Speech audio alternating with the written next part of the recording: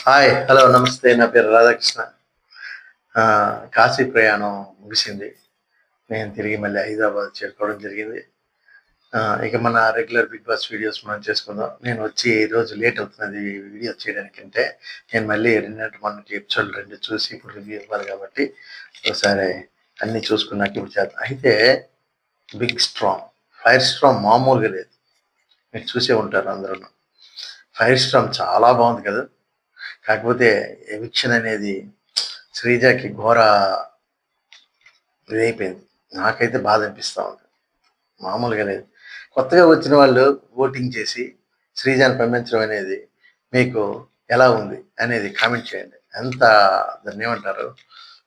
ఒక డెసిషన్ అనేది, ఒక డెసిషన్ మేకింగ్ అనేది ఎంతటి రాంగా, రైటా? బిగ్ బాస్ ఎందుకు ఇంత డెసిషన్ తీసుకున్నాడు? ఎందుకు వాళ్ళకి అంత పవర్ ఇచ్చాడు?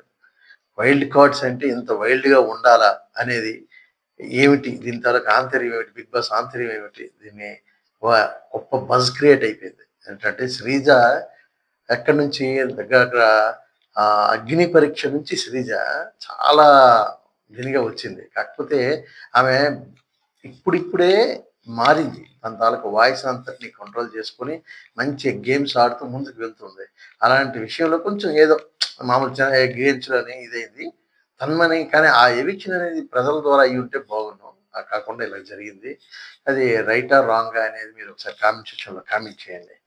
దీని మీద చాలా వరకు సోషల్ మీడియాలో కూడా నెగెటివే ఉంది. ఎలాగైనా సరే 'బిగ్ బాస్' ఈ విషయాన్ని ఆలోచన చేయాలనో, లేకపోతే ఏంటి బజ్ ఎందుకొచ్చిందని ఒకసారి ఆలోచన చేస్తారు. వస్తదని ఎక్స్‌పెక్ట్ చేసి ఇలా చేసాడా 'బిగ్ బాస్' అనే దాని మీద కొద్దిగా ఆలోచన చేయాలి. అయితే ఏదైనా సరే శ్రీజకి అన్యాయమే జరిగింది. పక్కన పెడితే శ్రీజ విషయాన్ని వైల్డ్ కార్డ్స్ 6 మెంబర్స్ ఎంట్రీ అయ్యారు కదా! ఈ 6 మెంబర్స్ కూడాను మంచి కంటెంట్ అయితే ఇచ్చేటట్టుగానే ఉన్నారు.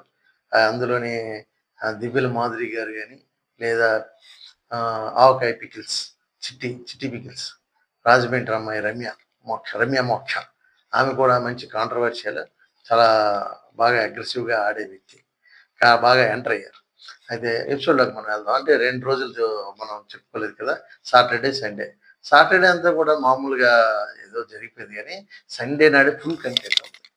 ఫుల్ కంటెంట్ మామూలుగా లేదు సండే ఎపిసోడ్స్ కూడా రావడానికి కూడా.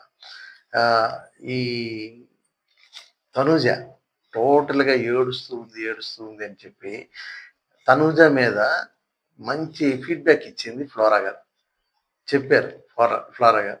"నువ్వు ఏడవద్దు. అది ఇలా రా, ముందుకు రా" అనేసి. అలాగే శ్రీజకి కూడా మంచి ఫీడ్‌బ్యాక్ ఇచ్చింది తనుజకి.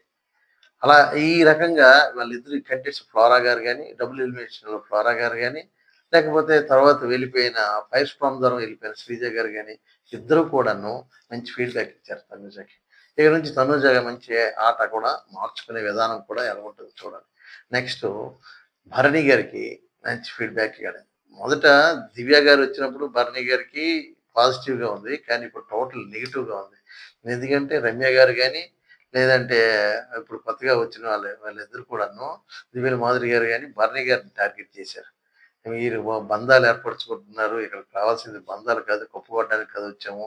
ఆహ్, మనం బంధాలు ఏర్పరచుకొని తండ్రి, కూతురు అనుకున్నా, లేకపోతే మామ, అల్లుడు అనుకున్నా, లేకపోతే అమ్మ, కొడుకు అనుకున్నా సరే, ఈ కప్పు కొట్టే సమయానికి ఎవరొస్తారు? మీరు ఎవరికి ఇస్తారు? అని ఈ రకంగా మాట్లాడుకుంటే ఇవ్వాలి కదా! త్యాగాలు ఉంటాయి కదా! అలాంటివేవి ఇక్కడ దొరకవు. కానీ ఎవరికి వారు స్వార్థంగా చూసుకొని కప్పు కొట్టాల్సిన సమయం ఒక్కరికే కదా! అని చెప్పి మాట్లాడుతూ బాగానే ఇచ్చారు. ఎందుకంటే ఫైనల్ అదే కదా! ఏం లేదు. 2 రోజులైంది. ఫుల్‌గా గొంతు ఇదైపోయింది. కొద్దిగా అందు గురించి కొద్దిగా మెల్లిగా చెప్పుకుంటాను. కొద్దిగా మీరు అర్థం చేసుకోండి. అలాగా థాంక్ యూ వెరీ మచ్.